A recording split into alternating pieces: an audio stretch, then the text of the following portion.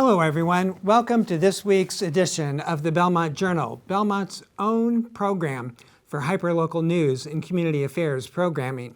I'm your host, Roger Colton. The U.S. House of Representatives this week overwhelmingly voted to recognize the 1915 slaughter of 1.5 million Armenians as genocide. The Belmont Journal brings you Congresswoman Katherine Clark's floor speech talking about the importance of that resolution to her constituents in Watertown and Belmont. Mr. Speaker, I rise today in strong support of House Resolution 296 that commemorates the Armenian Genocide through official recognition and remembrance. More than 100 years ago, an estimated 1.5 million Armenians were massacred by the Ottoman Empire. There is no argument that this undeniable crime against humanity occurred. It is not an opinion or an interpretation of events. It is fact. Yet despite the overwhelming consensus of historians and scholars, there are those who would deny the awful truth that this was a genocide. To those I would say, if you do not recognize the darkest pages of history, you will never fully learn the lessons they hold. So today I stand with my constituents from across my district, but particularly from Watertown, Massachusetts, home to a thriving Armenian diaspora community, to urge this House to pass House Resolution 296 and recognize this crime against humanity for what it was, a genocide. Thank you, and I yield back. Hello, everyone, and welcome to This Week in the Belmontonian. Franklin Tucker, editor and publisher of the Belmontonian, joins us this week. Thanks for coming back. Thank you very much. Belmont is going to be welcoming Kelly and Stephen Tomasello to town. That's right. They're business. That's right. They are business people, but it's the business that they're bringing to town, and that is a recreational or a retail marijuana dispensary. Belmont voted for one when it came up on a vote in the state. We favored it. We passed bylaws. Well, it's happening. And where is this business going to be here? It's going to be at 1010 Pleasant Street, which is just a little bit to the north of Star Market. It's in the area that the town has designated as where marijuana can be sold. And do you have the history of Kelly and Stephen? Well, apparently this is their first venture into cannabis retail. They are from Winchester. Mr. Tomasello does commercial brokerage, real estate brokerage, Kelly has a long history of retail and management and like hospitality. They starting in their bio. They said that one of the reason that they're going into this is they had a situation with their son who was born a couple of years ago, where he has special needs. So their whole outlook changed in terms of alternative care, alternative medicine. And they really opened them up to what alternative medicine, alternative treatment, and wellness is. So that's what brought them to this place. They want to. They say in their statement to the town that this is a health and wellness center. So they see this as not so much as a place where you can buy pot, but as a place where you can assist yourself in finding alternatives to traditional medicines. Now, my understanding is that there's a whole process that occurs. It's not that they simply announce we're opening a store and start. There's a number of things that they have to go through. Number one, there's a lot of public meetings. They need a special permit also, because it is part of the special permit process. And there's also a thing that they have to negotiate with the town, and that's a host community agreement. And that's basically, it's 3% of the annual gross revenues over 5 years that will come to the town. So it's a nice little revenue source. And Go ahead. And the town can ask for more than that, That's right? right. A voluntary donation, but we need to be careful about that. I That's think. right. It's been very controversial. It's basically a donation. You can ask for a donation. Some towns will ask for a donation for police protection on, let's say, I don't know, heavy days where you have a lot of people in pot who come to these shops. I mean, that's exactly what happened in central Massachusetts when the first recreational Of course. marijuana shops opened up. There were huge lines. So a donation could be like, will you help us with the police, with your own police protection? It can also be for drug awareness at the high school, let's say. But they can't. But there's a lot of examples where towns are asking a lot more than just a small little donation. And we need to avoid that. That's right. Okay. Well, thanks for bringing us up to date. We've been speaking with Franklin Tucker, editor and publisher of the Belmontonian, Belmont's online source for hyperlocal news. Hello, everyone. Welcome to This Week in the Belmont Citizen Herald. I have with me today Joanna Juvelis, who is the senior multimedia journalist for Wicked Local Belmont. Joanna, welcome back. Happy Halloween. You too. Speaking of Halloween, there is a restaurant on Trapello Road that for the last 8 years just seems to have been through a stream of bad luck. Can you bring I would us say up to date? it's definitely been spooked, Roger. And that would be Tropical Diner, 628 Trapello Road. Unfortunately, there was a fire on the night of October 27th, which the tenants who live in the two-family behind, it's attached behind the restaurant, they saw the smoke coming out of the roof of the restaurant and called 911. Turns out there was a fire in the basement office of Tropical Diner, which Chief David Frizzell said was caused by a space heater that was left turned on and unattended. And my understanding is a lot of people don't realize, but not only is the restaurant closed, but there are 4 residents now that displaced. have been displaced Right. in the two-family Right. home that's attached at the back. Now, I've been trying to reach the owners of the restaurant who lease the building from a Greek family. I'm also trying to reach that Greek family to find out what they're going to do now. As it turns out, people still are going to the restaurant thinking it's open, and there's no sign on the door or anything. They're just seeing that it's all boarded up, and I think they're disappointed. They really wanted, the Tropical Diner fare that was there. And it's unfortunate that site has had bad luck for 8 years. This is now the 3rd diner that opened there since Andros Diner closed in 2011. Well, there was the Sweet Peach, and then there was Phoenix Grill. the Phoenix Grill. And now, most recently, only since March, Tropical Diner. And there is no news yet on whether that's going to reopen. No news yet. Okay, let's close the door on that, so to speak, Mm-hmm. and talk about buildings that are going to open. The Yes. DPW and the police station. Yes, those. Let's start out those- with the new police station. Yes, very exciting. I got to tour.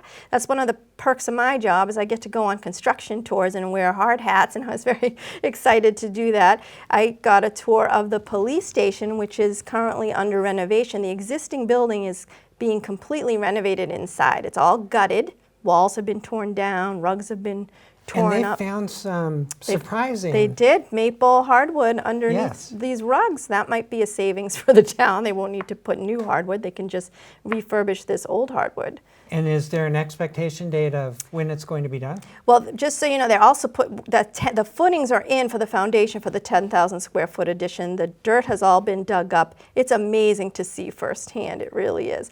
So that project is scheduled to be completed the end of next year. So this time, like December of next year, they'll hopefully be moving back in. Okay, and then there's the DPW, which is DPW. even on an even faster track.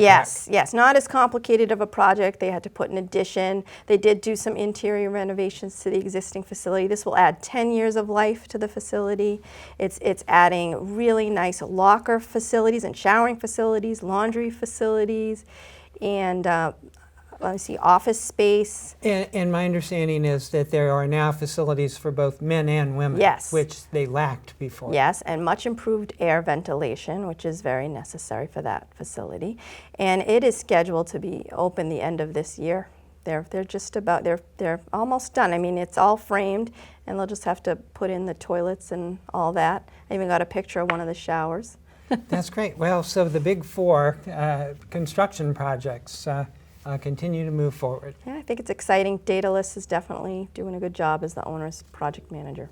That's great. Thanks for bringing us up to date. We have been speaking with Joanna Juvelis with the Belmont Citizen Herald.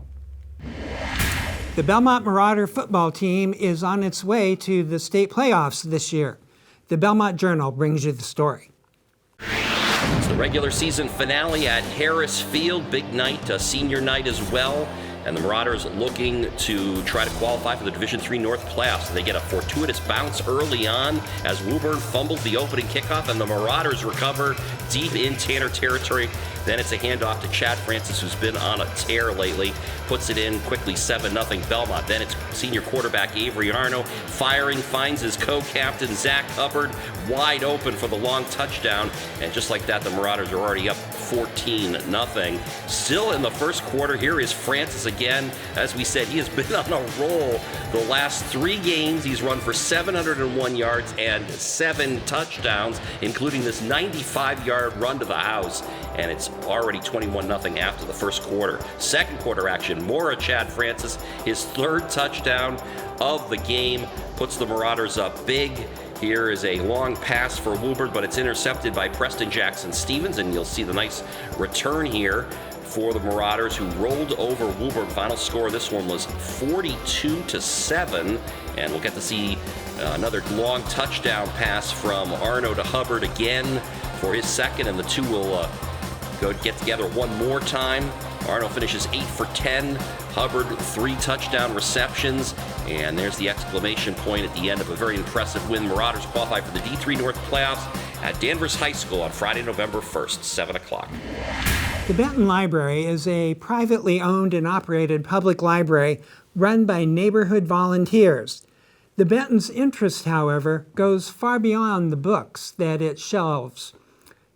BMC's Jane Peters brings us the story. So my name is Elizabeth Gibson, and I'm the president of the Friends of the Benton Library. We license the building from the town, so we do fundraising to cover all the expenses associated with the building. We just do our best to keep the doors open and run a little library. There was a mansion, and it was built in 1820 by a man named Mr. Cushing.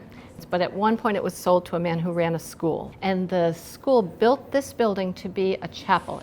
The grounds changed hands several more times. The last owner was Everett C. Benton. When he died, his family ended up selling the mansion, but donating this building to the town to be used as a library. It stayed a library from 1930 up until 2009. It actually got closed, it got given back to the selectmen, and it reopened under the auspices of the Friends of the Benton Library, 2011. I started volunteering here in 2013, and I just walked by the library one day. It's a very striking building, and a lot of times people just kind of walk in and they're like, what is this place? So I basically help staff the library, make sure that all of our shifts are fully staffed. And for the most part, we have regulars that come in and they do those regular shifts week after week after week. We have what we call substitution shifts. Those substitute people will come in and they fill shifts as they desire. For some people, it's the books. For some people, it's the building itself. You know, some people need the community service hours, and we're a really great opportunity for that. So yeah, it's a lot of things that bring people here. I think the reason most people stay are, you know, the people, the community itself. We have free library cards. Anyone can have a library card. We don't charge overdue fines. We can't do what the main library does. We can't provide the wealth of resources and services that they provide. But what we have is a nice, small building that children find very appealing. So I know when my children were little, we spent a lot of time here. And a lot of people who come through the door remember when they were children in this building. There are no boundary restrictions. We're here for the neighborhood, we're here for the town of Belmont, but we're here for far more than that. We're not exclusive in any way. We hope everyone will come here and be part of our community.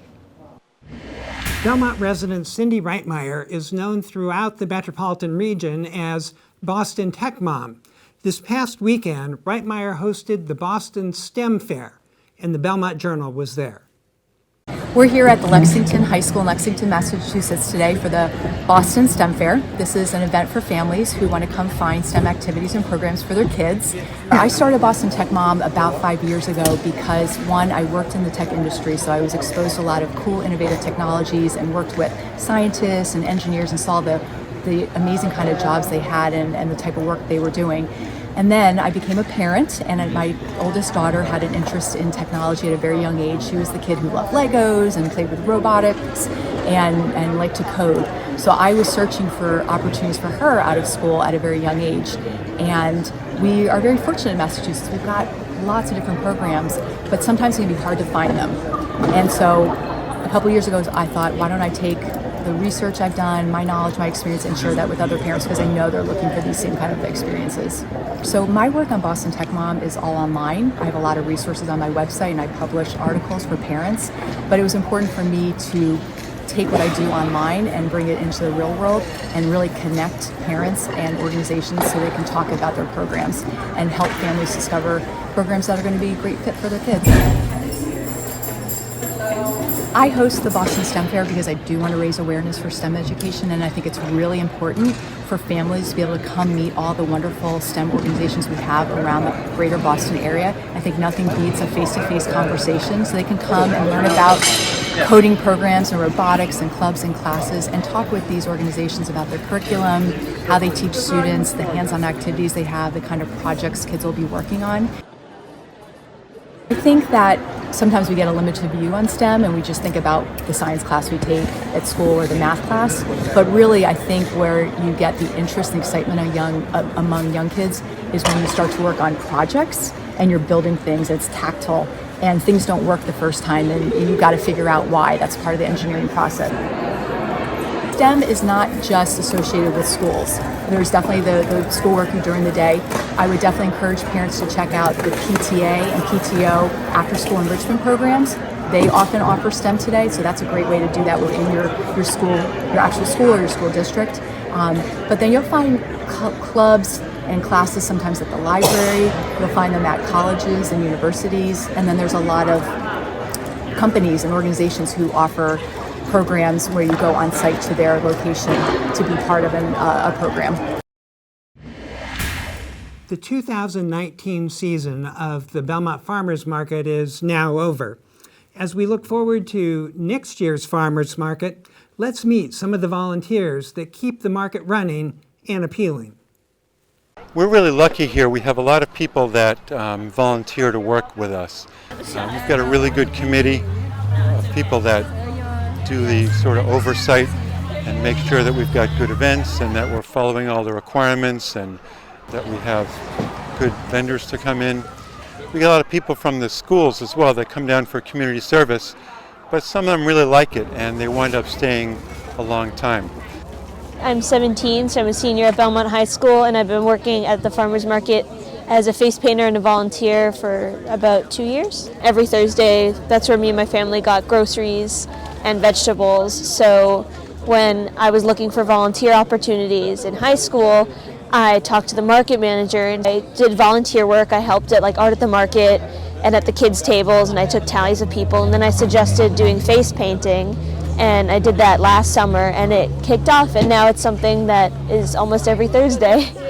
I loved it. It's so much fun. It's such a great little community at the market, and I get to get closer to my community and really get to know the kids. They know me by name and I know them by name, and I talk to the parents, and I really feel like I've gotten closer to Belmont in a way. I've been volunteering since near the end of 7th grade. Now I started 9th grade. You get to help out and you can see the impact firsthand. There was this lady one time that she needed help to move around the market, and sort of like having to go get her things, where to go first, like when to take her to the car when she's done, how to handle her change and stuff. I think it's important. It's with a short piece of rope. I have been in the farmers market doing magic here about 8 or 9 years. It was right near the beginning of my interest in magic. When I was 14, I took a job working at the Magic Art Studio in Watertown. And so it was around that time that Vicky had called up the Magic Art Studio. I had really never performed for a type of crowd like this before. I wasn't doing shows, it was just as a hobby at that point. But I had a few stuff, so I came here and I just started performing. We set up a few dates for the next year, and I came back for that. I ended up printing up business cards, and for a good solid couple of years, most of the money I made in Magic came from people who saw me right here at the Belmont Farmers Market. I owe a lot to the Farmers Market, so that's why I think it's one of the main reasons why I love coming back here, is because I just love the community here. I love giving back because I have actually received a lot of that out of it myself. And I love the families, and I love the kids. For the second year, Town Hall employees welcome kids with tricks and treats on the Monday before Halloween. Joanna Juvelis was there. Oh my God, it's Jaws. Hi everyone, it's the second annual Halloween trick-or-treat at Town Hall Complex. We're here giving out candy to trick-or-treaters at the Town Hall and the Homer Building.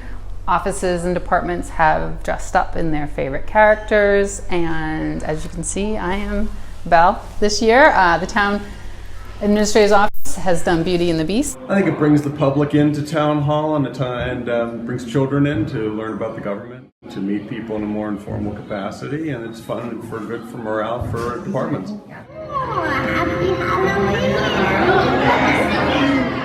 The pups bring a magic ball, and I will do a trick for you. Take a Halloween wish. Close your eyes very tight. When you open them up, look at all the look at it float. Look at it float. Happy Halloween, Rocket. Happy Halloween. The theme for Halloween this year is Boston Sports Keeper fans. Yeah, we're pretty passionate Boston sports fans here at the rec department, as you can see from our spread of collectible memorabilia, and we're just having a good time enjoying Halloween at Town Hall. And the cool thing about being sports fans is we also are fans of everyone who shows up for Halloween. So we like to cheer on the people who come down in their costumes. Yay!